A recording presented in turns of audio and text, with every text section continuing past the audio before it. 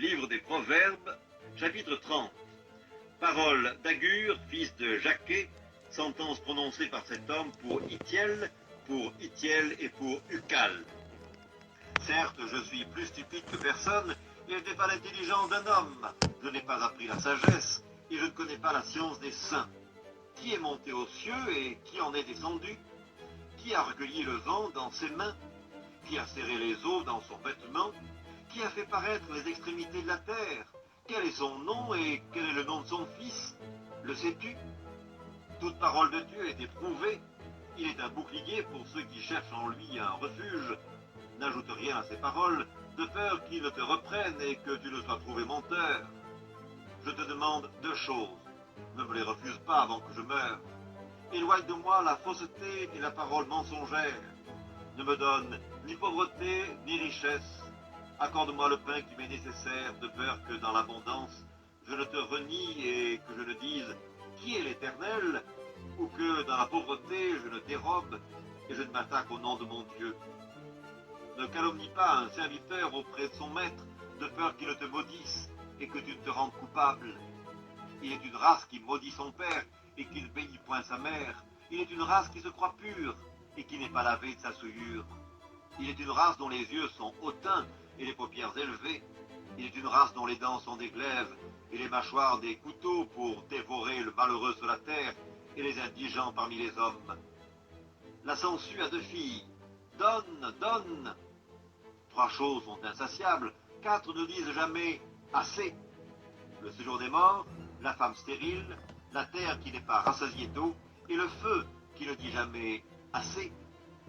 L'œil qui se moque d'un père et qui dédaigne l'obéissance envers une mère, les corbeaux du torrent le perceront et les petits de l'aigle le mangeront. Il y a trois choses qui sont au-dessus de ma portée, même quatre, que je ne puis comprendre.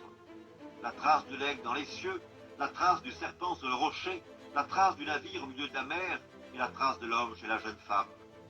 Telle est la voix de la femme adultère, elle mange et elle s'essuie la bouche, puis elle dit « Je n'ai point fait de mal ».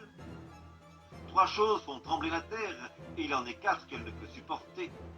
Un esclave qui vient à régner, un insensé qui est rassasié de pain, une femme dédaignée qui se marie, et une servante qui hérite de sa maîtresse.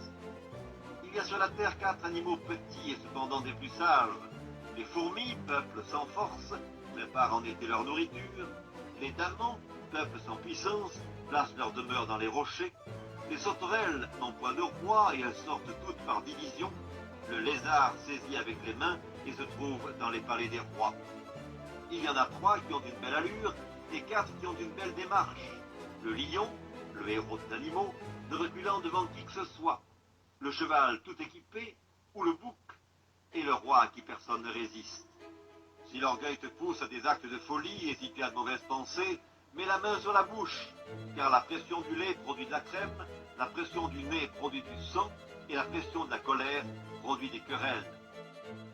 Proverbe chapitre 31. Parole du roi Lémuel, sentence par lesquelles sa mère l'instruisit. Que te dirais-je, mon fils? Que te dirais-je, fils de mes entrailles? Que te dirais-je, mon fils, objet de mes vœux? Ne livre pas ta vigueur aux femmes, et tes voix à celles qui perdent les rois. Ce n'est point au roi, Lémuel, ce n'est point au roi de boire du vin, ni au prince de rechercher les liqueurs fortes, de peur qu'en buvant ils n'oublient la loi et ne méconnaissent les droits de tous les malheureux. Donnez des liqueurs fortes à celui qui périt et du vin à celui qui a l'amertume dans l'âme, qu'il boive et qu'il oublie sa pauvreté et qu'il ne se souvienne plus de ses peines. Ouvre ta bouche pour le muet, pour la cause de tous les délaissés. Ouvre ta bouche, juge avec justice et défends le malheureux et l'indigent. Qui peut trouver une femme vertueuse? Elle a bien plus de valeur que les perles. Le cœur de son mari a confiance en elle et les produits ne lui feront pas défaut. Elle lui fait du bien et non du mal tous les jours de sa vie. Elle se procure de la laine et du lin et travaille d'une main joyeuse.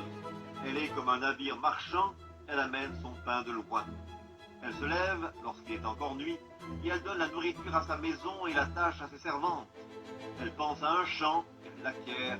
Du fruit de son travail, elle plante une vigne. Elle ceint de force ses reins et elle affermit ses bras.